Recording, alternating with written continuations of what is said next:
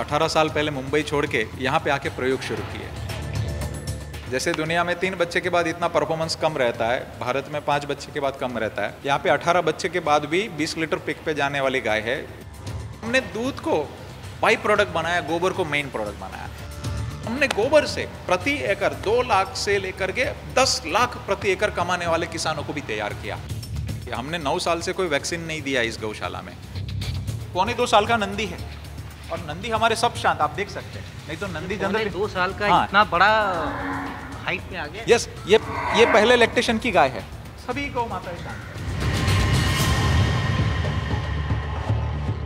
वर्ष 2006 में एक युवा 28 साल की उम्र में अपने गुरु के आदेश पे हीरों का व्यापार का जो कारोबार था उसको बंद करके गायों की सेवा में लग जाता है, देसी गायों की सेवा में लग जाता है। हम हैं अभी अहमदाबाद में, यहाँ की वंशी गिरी गौशाला में, और हमारे साथ हैं यहाँ के संस्थापक गोपाल सुतारिया जी। गोपाल भाई, आपका बहुत बहुत स्वागत है। ये जो आपकी यात्रा है, सबसे पहले आप अपनी यात्रा के बारे में बताएं। गायों का कैसे आया, हीरे से गाय पे कैसे आ गए? मैं जब 8वीं कक्षा में था तब गुरुजी ने बोला था कि गौ माता और किसान दुखी रहेगा तो देश खुश नहीं रहेगा। तो आर्थिक व्यवस्था करके करनी थी, तो 10 साल डायमंड का व्यापार किया और 18 साल पहले मुंबई छोड़ के यहाँ पे आके प्रयोग शुरू किए। कोई भी चीज़ हम हवा में बात करने में बिलीव नहीं करते, तो यहाँ पे आके हमारे पास 18 गिर की गोत्र है यहाँ पे अभी। तो भावनगर के राजा के वंश, मोरबी राजा के वंश, जूनागढ़ नवाब के वंश, तो ऐसे 18 जिनपुल लाइन है। तो सभी के नंदी सभी वाड़े में, जैसे आप देख रहे, तो यहाँ पे नंदी अलग होगा, इस वाड़े में अलग नंदी होगा, इसकी बेटी इसमें आएगी, इसकी इसमें आएगी, तो न इनब्रीड होगा न क्रॉस ब्रीड होगा। पूरी क्रॉस एक ट्री तैयार करते हैं। पूरा ट्री है। मेजर गायों के 5 पीढ़ी के रिकॉर्ड है, कोई के 15 पीढ़ी तक के रिकॉर्ड है। तो कॉन्फिडेंटली हम बछड़ा दे सकते हैं। जैसे दुनिया में 3 बच्चे के बाद इतना परफॉर्मेंस कम रहता है, भारत में 5 बच्चे के बाद कम रहता है, यहाँ पे 18 बच्चे के बाद भी 20 लीटर पिक पे जाने वाली गाय है, जो बहुत ही रेयर है, ऑलमोस्ट तो अभी है नहीं कहीं। तो ऐसी गायों के बछड़े हम यहाँ पे तैयार करके, जिस गांव में 100 गाय है उधर हमारा एक नंदी निःशुल्क जाता है। ऐसे हमारे गुजरात में 300 सेंटर फ्री चलते हैं। सबसे इम्पोर्टेंट, दूध ऊपर नीचे होता है, सबकी नज़र ऊंची नीचे होती है। तो हमने दूध को बाई प्रोडक्ट बनाया, गोबर को मेन प्रोडक्ट बनाया कि जब तक दूध देती है तो हमें संवर्धन करना चाहिए, अच्छा दूध होना चाहिए। ऐसे ही दूध की नदियाँ नहीं बहती थी, लेकिन जब दूध ना दे तभी भी वो गौ माता हमारे लिए सम्माननीय है, क्योंकि सगी माँ 1 साल दूध पिलाती है, 99 साल पिलाती है। तो हम भारतीय ऐसा व्यवहार नहीं कर सकते, तो इसीलिए हमने गोबर को मुख्य प्रोडक्ट बनाया और हमने गोबर से प्रति एकड़ 2 लाख से लेकर के 10 लाख प्रति एकड़ कमाने वाले किसानों को भी तैयार किया। तो पिछले 6 सालों में हमने 600 ट्रेनिंग दी 22 राज्यों में और अतुलनीय परिणाम है। इसके पीछे का इकोनॉमिक मॉडल क्या है, सस्टेनेबल मॉडल क्या है? क्या इतना निःशुल्क करके किसानों को ट्रेनिंग देके गायों से इतनी आप आमदनी कर लेते हैं? देखिए, कि हीरे की बराबर हो जाती है? नहीं, सुनिए, पहली बात कि हमारा दूध घी ऊंचे दाम में जाता है, लेकिन हम लोग क्या करते हैं कि आधा ही दूध लेते, आधा बच्चे को पिलाते उसका, कि उसका अधिकार है, बछड़े को, बछड़ी को। सभी गायों के नाम है, देखो यहाँ पे किसी को बांधा नहीं है, तो जिस दोहने के समय जिसको नाम बोलेंगे वो दूध देने के लिए बाहर आएगी। 750 गौवंश है। हाथ से ही दुहा जाता है, मशीन कुछ नहीं है? हाथ से है और मशीन भी है, लेकिन मशीन भी 2 आंचल में ही लगेगा। हमारी तरफ से, हमारे हिसाब से डिज़ाइन किया, 2 आंचल में मशीन में, साथ में बच्चा पैरेलल पिएगा। और 10 दिन का बच्चा भी माँ का नाम सुन के वही बच्चा बाहर दूध पीने के लिए आता है। तो ईश्वरी तत्व है। तो ये जो डेयरी है, डेयरी अपने आप में खास क्यों है? और आप अपनी धर्मपत्नी जी के साथ उसमें लगे पड़े, तो इसका पीछे का जो उद्देश्य था वो क्या था? सिर्फ गौ सेवा करना या लोगों को नई नई चीज़ें बताना, अपनी जो प्राचीन पद्धति है खेती की और पशुधन की, उसको जो है विस्तार देना? मनीष भाई, हम लोग 11 जन 4 पीढ़ी एक ही घर में रहते हैं, तो सब लोग का सहयोग है। मेरा छोटे भाई के पत्नी, मेरे पत्नी, तो सब लोग इसके अंदर लगे हुए हैं। ये जो गौशाला जब बनानी शुरू करी तो किस तरह के चैलेंजेस आए? क्योंकि गायों को, यहाँ पे जो गाय हैं अपने आप में अलग हैं, स्वस्थ हैं। आपको तो हीरे की परख थी, पर आप गायों की पारखी कैसे बने? उसकी नस्ल पहचाना, उसकी नब्ज़ पहचानना, ये आपने कहाँ से सीखा? इसको कहाँ से ट्रेनिंग ली? बहुत अलग अलग जगह से मुझे सीखने मिला है। और सबसे इम्पोर्टेंट था कि मैं इतिहास में भी देखने का बहुत प्रयत्न करता हूँ कि पहले क्या होता था और हमारे अच्छे जिनपुल क्या थे, गांव वाले क्या करते थे, फिर आज का विज्ञान क्या कहता है। तो सबका मक्खन लेना और सबको ऑब्जर्व करना, कोई भी चीज़ का अभ्यास करके फिर बोलना। तो यहाँ पे आकर के हमने अलग अलग गौवंश जो अच्छी पेडिग्री के थे वो समन्वय करे, संग संग अच्छे घासों के R&D करे, साथ साथ में देसी औषधि पे काम किया। हमने 9 साल से कोई वैक्सीन नहीं दिया इस गौशाला में, कोई FMD नहीं है, कोई HS नहीं है, कुछ भी नहीं है। आप देख सकते कोई वैक्सीन के बिना गायों का स्वास्थ्य कैसा है। तो ये हम सिखाते हैं, हफ्ते में एक बार नीम डालो, तो कड़वा नीम खा करके गाय के पेट में कृमि कम होगा, उसके पेट में से जब नीम जाएगा तो उसके पसीने में कड़वाहट निकलेगी, तो मक्खी और मच्छर भी कम काटेंगे।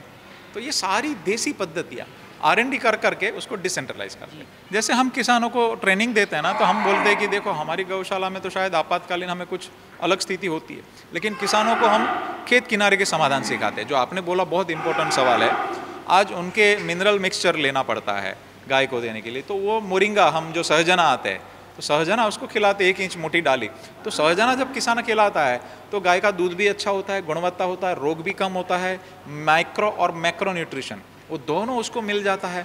फिर कड़वा नीम खिलाया, तो नीम एक ही बार खिलाना है हफ्ते में, हर रोज़ खिलाएंगे तो इनफर्टिलिटी आ जाएगी। फिर अर्जुन के पत्ते खिलाए तो कैल्शियम मिल जाएगा।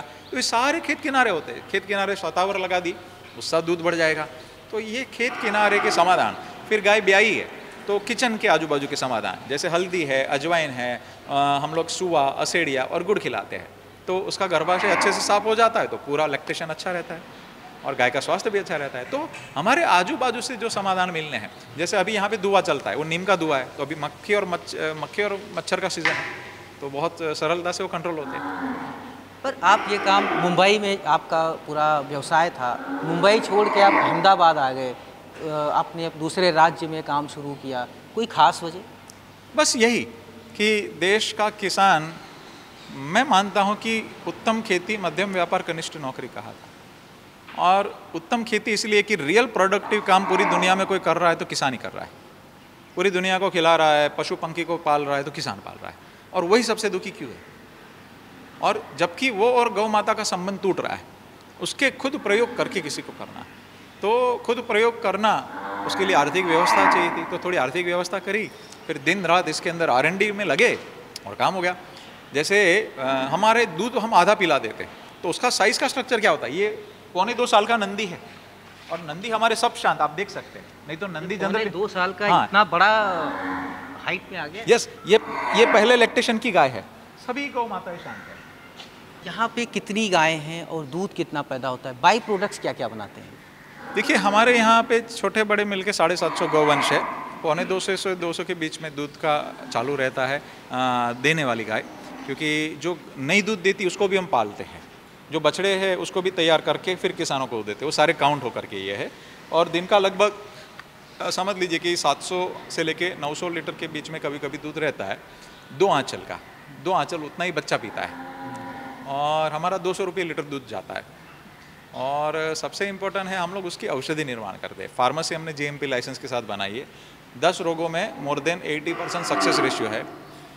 जैसे पेट की समस्या हो, स्किन डिजीज़ हो, हेयर फॉल हो, मतलब एसिडिटी भी 10 साल पुरानी, लगभग 2-3 दिन में एंटासिड हम लोग छुड़वाते हैं। जैसे नी रिप्लेसमेंट है उसके अंदर है, तो उसकी बहुत अच्छी कॉम्बिनेशन की है। जैसे घी को 8 साल पुराना करते हैं, फिर कुछ औषधियों के साथ सिद्ध शोधन करते हैं। हमने MD रस शास्त्र आयुर्वेदाचार्य जो फार्मासिस्ट होते हैं वो रखे हुए, तो प्रॉपर प्रोटोकॉल से दवाइयाँ बनाना, तो दवाइयाँ गुणवत्ता युक्त बनाएंगे तब जाके गौ माता और आयुर्वेद का प्रस्थापन होगा। क्योंकि जितना सुंदर परिणाम मिलता है वो हमने देखा है कि सब लोग सोचते हैं कि भाई आयुर्वेद में बहुत स्लो है, स्लो इतना नहीं है, कोई कोई चीज़ में स्लो है। और काफ़ी औषधि तो इंस्टेंट परिणाम देती है, जैसे किसको कब्ज है तो दूसरे ही दिन परिणाम दिखना शुरू होता है।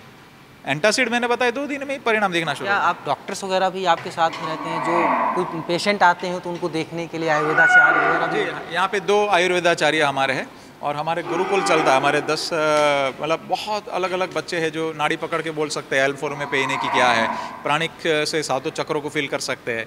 तो ऐसी विद्याएं भी हम बच्चों को यहाँ पे जो पुरानी थी उसको सिखाने का प्रयत्न है। साल में गाय से कितना अर्निंग हो जाती है? इस गौशाला से खर्चे भी बहुत होंगे, सस्टेन कैसे किया?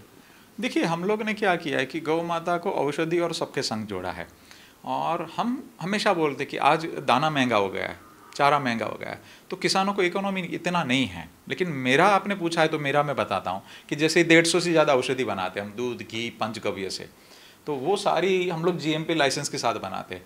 तो उसके भी कोई रॉ मटेरियल आया, उसका लैब टेस्ट हुआ, फिर प्रोसेस हुआ, फिर लैब टेस्ट हुआ, तो एक चेन हमने बनाई हुई ताकि उसकी गुणवत्ता बनी रहे।